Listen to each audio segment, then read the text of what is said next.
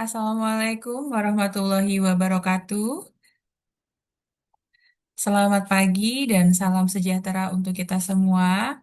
Alhamdulillahirrabbilalamin, hari ini kita bisa bertemu meskipun secara daring ya. Apabila video ini sudah tayang di antara kalian, berarti ibu sedang tidak ada di tempat. Ya, sehingga kalian harus kuliah dengan metode daring. Nah, silakan video ini bisa ditonton secara bersama-sama di kelas, lalu nanti di akhir tentunya akan ada beberapa aktivitas ya yang harus diselesaikan sesuai dengan materi yang akan kita bahas pada kesempatan kali ini. Baik, tanpa perlu berlama-lama lagi, materi kita pada kesempatan kali ini adalah asuhan keperawatan pasien dengan gangguan kebutuhan keseimbangan suhu tubuh akibat patologi sistem. Ya, dalam hal ini sesuai yang sudah diminta oleh PJMK atau penanggung jawab mata kuliah atau SIPEN, yaitu terkait hipo dan hipertermi. Sebelumnya, kita harus mengenal dulu ada 6 komponen rantai penularan infeksi. Yang pertama ada agen infeksi, yang kedua ada reservoir, yang ketiga ada portal di entry atau pintu masuk, yang keempat ada portal of exit, yang kelima ada metode transmisi atau cara penularan, yang keenam ada susceptible host atau pejamu yang rentan. Nah, kita mulai dulu dari agen infeksi. Nah, dalam hal ini, kenapa di dalam tubuh itu akan secara normalnya bereaksi terhadap terjadinya infeksi? Tentu pada saat kita mengalami demam, ya kita demam, batuk, nah, ataupun kita ada di bagian tubuh kita yang terluka, tentunya nanti juga akan berpengaruh terhadap perubahan suhu. Nah, agen-agen infeksi ini adalah kumpulan organisme hidup yang menginisiasi terjadinya infeksi pada tubuh.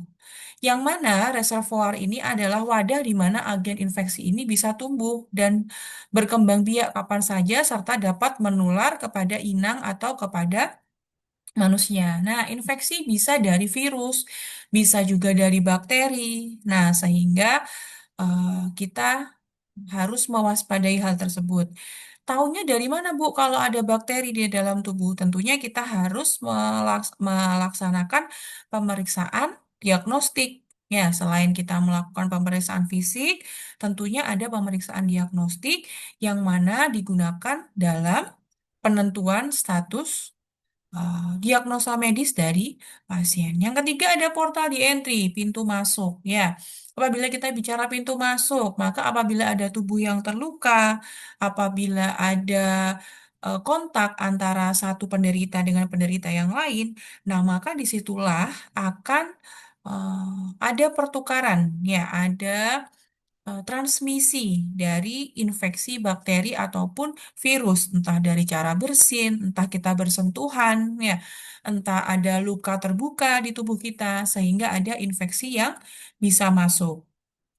Selanjutnya yang kelima ada metode transmisi atau cara penularan. Nah, tadi Ibu sudah bahas sedikit ya, ada terkait cara penularannya, yaitu metode yang digunakan oleh agen infeksi untuk bergerak dari reservoir satu ke reservoir yang lainnya. Dan yang terakhir ada susceptible host atau pejamu yang rentan. Contoh, manusia yang sedang dalam imunitasnya turun. Nah, itu juga bisa dengan mudahnya agen-agen infeksi itu masuk ke dalam tubuh kita. Oke, selanjutnya seperti yang sudah kalian lihat gambar di atas ibu ini. Nah, gambar ini yang di atas ini ya. Ini adalah gambar pathogenic infection ya. Kalian lihat segitiga itu mewakili toksin ya atau racun yang masuk. Yang merah, lingkaran merah itu mewakili patogen. Yang orange itu mewakili adesin. Yang warna biru, kehijauan itu mewakili reseptor. Lalu ada juga gambar epithelial cell, mukus membran, dan juga jaringan atau tisu. Nah, what is pathogenic infection? Nah, kalau kita bicara tentang pathogenic infection, it consists of exposure, adhesion, invasion, colonization, toxicity, And the last is tissue damage, also disease. Nah, pertama kita bicara dulu terkait exposure. Ya, kalau exposure berarti artinya ada paparan, ada perpindahan atau ada transmisi dari seorang yang sudah terkena penyakit. Nah, menular kepada kita itu disebut dengan exposure. Nah, apakah exposure itu langsung serta-merta akan berpengaruh Bu terhadap kita? Nah, Anda lihat ini yang di sebelah ini ada istilahnya periode inkubasi, sehingga ada jarak di antara masuknya agen infeksi ke dalam tubuh sampai pada Anda itu akan timbul gejala pertama. Ya. Nah, caranya masuk dari si exposure ini adalah dengan menggunakan proses adesi. Selanjutnya ada proses invasi, masuk melewati epitel, berkoloni, ya berkoloni jadi awalnya satu masuk, lalu dia bertambah lagi semakin banyak. Nah, sehingga mengakibatkan toksisitas, ya berefek sampai nanti pada akhirnya bisa menimbulkan gejala di tubuh kita. Nah, kalau misalkan kita sudah kontak dengan seseorang yang flu, ya, batuk, ya, ataupun seseorang yang apa namanya membawa virus misalkan, ya, dengan gejala-gejala tadi bisa bersin, batuk, ya, demam. Nah, kenapa kok pada satu orang dengan orang yang lain itu gejala munculnya itu tidak bersamaan? Misal si A ketemu si apa pasien, ya, tapi tidak langsung muncul gejalanya karena tadi ada periode inkubasi. Nah, apa yang menentukan seseorang itu akan timbul atau tidak gejala ketika dia akan timbul gejala, misalkan ada demam, lemas, letih, nyeri tubuh, adalah terkait imunitas. Ya, betul. Imunitas. Jadi memang imunitas itu berperan penting dalam proses terjadinya infeksi.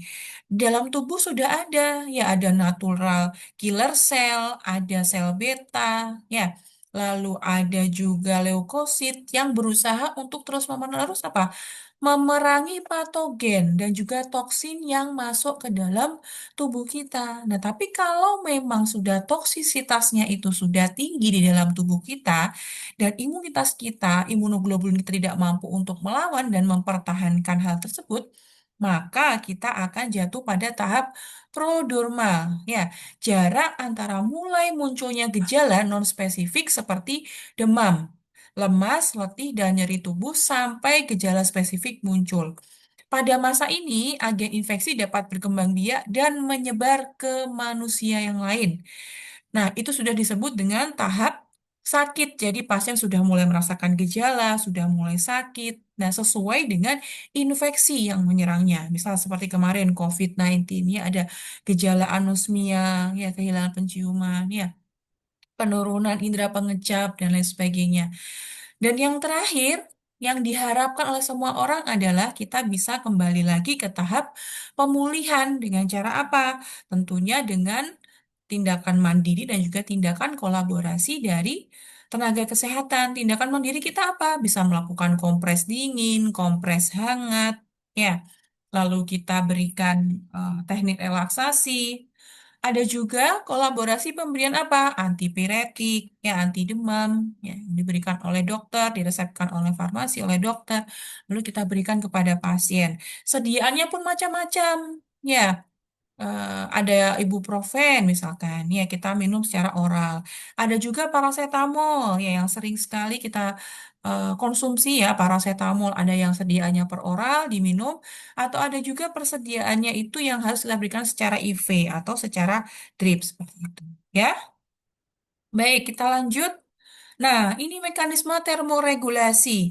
Jadi kalau Anda lihat semua di sini, perubahan ya dari suhu tubuh, dari imbalance ya, homeostasis dan imbalance lagi ya, bahwa suhu tubuh kita ini diatur oleh hipotalamus ya. Hipotalamus itu yang akan memberikan sinyal, "Heh, kamu ini loh kepanasan, heh, kamu ini loh kedinginan." Nah, bagaimana cara kita memahami gambar yang di samping ini ya. Ini kan seperti apa? Jungkat-jungkit ya, seperti ayunan, keseimbangan, seperti timbangan. Dikatakan imbalance. Nah, ini kita lihat dulu dari yang sebelah sini ya. Stimulusnya apa ini? Stimulusnya adalah increase body temperatur. Berarti apa? Naiknya suhu di dalam tubuh. Nah, contohnya pada saat apa naik suhu di dalam tubuh itu pada saat kita exercise atau kita latihan. Misalkan ya kita senam, kita latihan, kita berolahraga, apel di luar, berjemur dan lain sebagainya itu adalah cara-cara untuk meningkatkan suhu tubuh. Nah, ketika suhu tubuh kita naik, maka ini yang merah ini ada alarm dari hipotalamus. Activate heat loss center in hipotalamus. Otomatis saklarnya langsung menyala hipotalamus. Klik. Nah, ketika saklar itu menyala, nah, maka apa yang dilakukan oleh hipotalamus? Dia berusaha untuk menurunkan suhu dengan cara apa? Skin blood vessel dilate.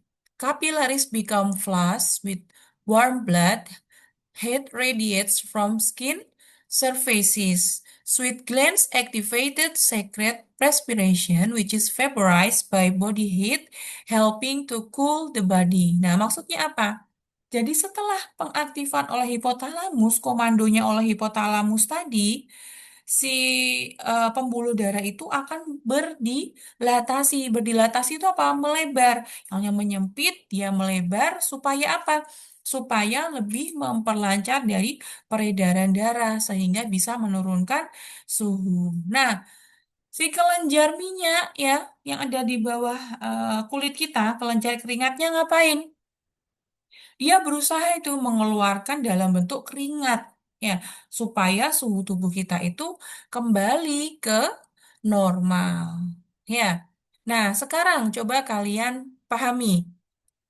Kebalikannya, apabila ada stimulus berupa apa? Penurunan suhu tubuh ya.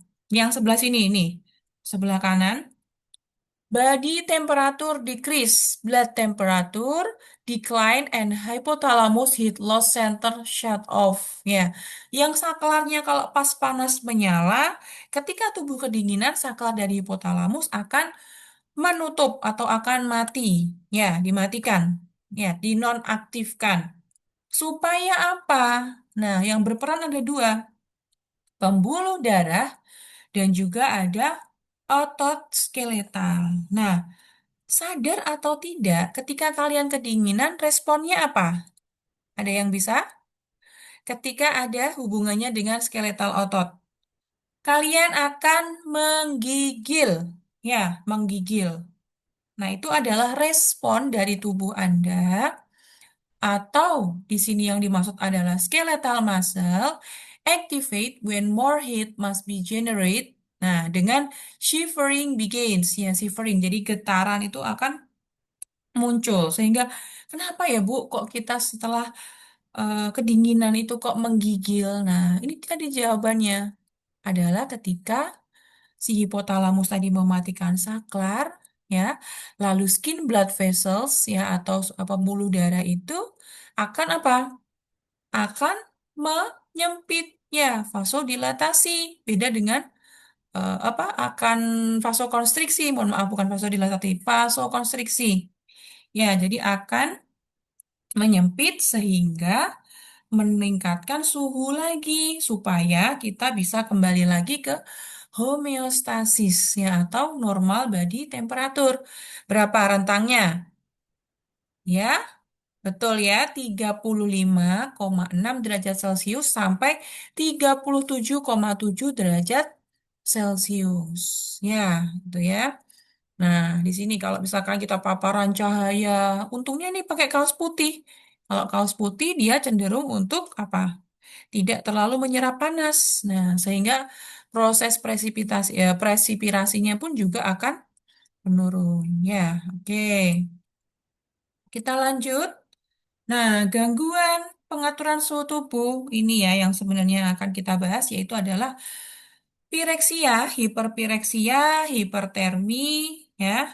Ada juga di sini nanti hipotermi. Nah, dilihatnya dari apa? Suhu. Nah, jadi indikator ketika kita menentukan seseorang itu demam, ketika seseorang itu dalam kondisi yang membahayakan, salah satu pengukuran dari tanda-tanda vital ya adalah apa? Suhu. Mengukurnya menggunakan alat apa? Ya, benar. Termometer. Macam-macamnya termometer apa saja? Termometer digital, oke. Termometer raksa, ya. Termometer air, oke. Termometer oral. Termometer, apa namanya? Termogan, ya, yang ada di dahi. Nah, itu ya. Jadi itu macam-macam dari termometer. Oke. Kalau pireksia, suhunya 37,6 sampai 40. Hiperpireksia lebih dari 40. Hipertermi 41 sampai 43. Nah, kalau hipotermi berapa? Nah, ini hipotermi nih. Hipotermi ini suhu intinya berkurang. Ya, 35 derajat Celcius. Ya, hipotermi ringan kalau suhu tubuhnya 32 sampai 35. Sedang kalau suhu tubuhnya 28 sampai 31,9. Berat, hipotermi berat suhu tubuhnya 20 sampai 27. Ya, kasus hipotermi banyak ditemukan pada kondisi-kondisi apa? Ya, benar. Ya, kondisi ketika ada seseorang itu sedang melakukan aktivitas yang berbeda ketinggian, ya misal naik gunung, ya atau mungkin beda musim itu juga bisa mengakibatkan seseorang itu mengalami hipotermi, misalkan, ya. Nah, apa yang terjadi manifestasi klinisnya pada seseorang yang mengalami hipotermia? Ada gemetar, kulit pucat, ya meracau atau mengigau, bernafas cepat, kelelahan, kebingungan, ya.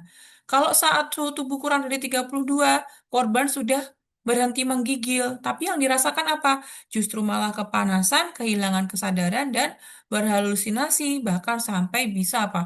Melepas pakaian, ya berasa karena dia kepanasan, padahal dia sedang dalam kondisi hipotermi. Nah, itu ya.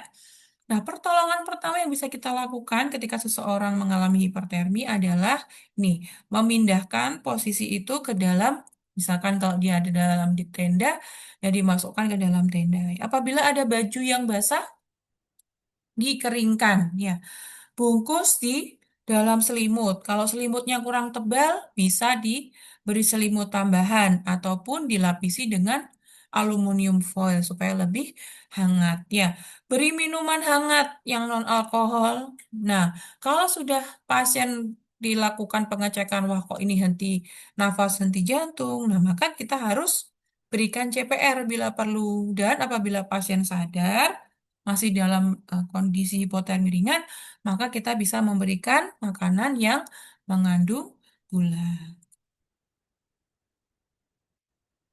Oke, selanjutnya adalah efek demam pada beberapa organ. Ya, efek demam pada beberapa organ adalah nih, pada otak ya, kalau kerusakan pada neurologis ya, sehingga kalau seseorang atau ada anak-anak yang sering mengalami kejang, nah itu nanti akan berpengaruh terhadap daya pikirnya atau kognitifnya. Pada kardiovaskuler, dia akan berpengaruh terhadap perubahan dari apa? Kelistrikan dari jantung. Dapat dilihat dari EKG-nya, dari gelombang T, perubahan segmen ST, saluran pencernaan. Ya, bisa juga ada kerusakan membran dan lain sebagainya. Pada ginjal, penurunan GFR, ya, pada hemostasis juga berpengaruh juga terhadap proses peredaran darah. Pada hati juga berpengaruh juga terhadap peningkatan ALT dan AST, ya, apabila seseorang mengalami hipertermi. Oke. Nah, peran perawat dalam manajemen keseimbangan suhu tubuh misalnya, nah ini ya, kita lihat pengkajian riwayat infeksinya dulu, dilihat apa keluhannya, ya, jenis kelaminnya, riwayat penyakit sekarangnya, infeksi-infeksi yang menyerang pasien tersebut. Nah, Pengkajian riwayat infeksi, riwayat penyakit keluarga sebelumnya, riwayat sosial ekonomi, kontak infeksi, riwayat infeksi. Nah, apa masalah-masalah keperawatan yang mungkin muncul? Nah, domainnya adalah ini ya. Ada D0130 hipertermi, D131 hipotermi, D140 resiko hipotermi, D142 Maaf, di 141 resiko hipotermia perioperatif, di 0142 resiko infeksi, di 0148 resiko termoregulasi tidak efektif, di 0149 termoregulasi tidak efektif. Ini beberapa masalah keperawatan. Nah, ini sudah ada ya di SDKI. Jadi kalian bisa cek sendiri terkait batasan-batasan. Batasan-batasan karakteristik, tanda mayor, tanda minor, ya data objektif, subjektif. Nah, yang bisa kita lihat adalah suhu tubuh di atas rentang normal. Ya, lihat ya, ini termometernya 39,5. Gejala tanda minor ada kulit merah, kejang, takikardi, takipnu, akral hangat. Nah, luaran-luarannya apa yang diharapkan? Suhu tubuh kembali normal, kulit kembali ke warna dan suhu normal. Nah, pasien tidak kejang. Intervensinya apa? Bisa monitor temperatur, bisa pemberian kompres dingin, bisa pemberian cairan, pemberian antipiretik, edukasi pasien, pengaturan lingkungan. Nah, kalau ini yang hipotermi. Nah, ini terpapar suhu lingkungan yang rendah, pasien malnutrisi, penggunaan pakaian yang tipis. Ya, ini ya contoh-contohnya ya. Nah, silahkan nanti kalian pelajari sendiri. Ini sudah ada. Nah, ini yang harus kalian ketahui. Nah, ini terkait penggunaan gel ice pack. Jadi kalau misalkan ini reusable ya, jadi bisa dipakai lagi. Tinggal nanti dimasukkan ke air panas ya, yang merah ini untuk apabila dia mau kompres panas. Tapi kalau mau dingin ya tinggal dimasukkan ke kulkas. Ya, oke. Nah, kalau ini yang konvensional ya dengan menggunakan wastafel, menggunakan handuk, kompres seperti ini. Nah, selain itu apalagi yang bisa dilakukan oleh perawat? Yang pertama adalah memasang cooler blanket, memasang warmer blanket, menyiapkan tempat tidur ether bed dan memberikan obat sesuai dengan program terapi. Nah, kalau tahun-tahun sebelumnya kita biasanya praktek adalah tempat tidur terbuka pasca operasi atau ether bed. Nah, nanti kita akan praktek juga di lab ya bersama-sama untuk membuat bagaimana itu persiapan ether bed. Nah, ini contoh penggunaan warmer blanket ya ini ya. Jadi seperti nanti akan ada uap hangatnya. Nah, kalau ini ada ether bed tempat tidur terbuka yang Ibu maksud. Baik. Nah, ini silahkan ada tugas kasus ya dikerjakan sesuai dengan yang sudah Ibu perintahkan yaitu membuat asuhan keperawatan dari kasus tersebut dan link pengumpulan ada di Adlink. Baik, tidak terasa kita sudah di slide akhir ya. Silahkan nanti kalau ada pertanyaan bisa kalian sampaikan melalui eh, fitur chat ya, chat ataupun kalian bisa sampaikan ke si pen dari KMB ini. Baik, terima kasih atas perhatiannya. Ibu akhiri untuk kuliah pada kesempatan kali ini. Wassalamualaikum warahmatullahi wabarakatuh.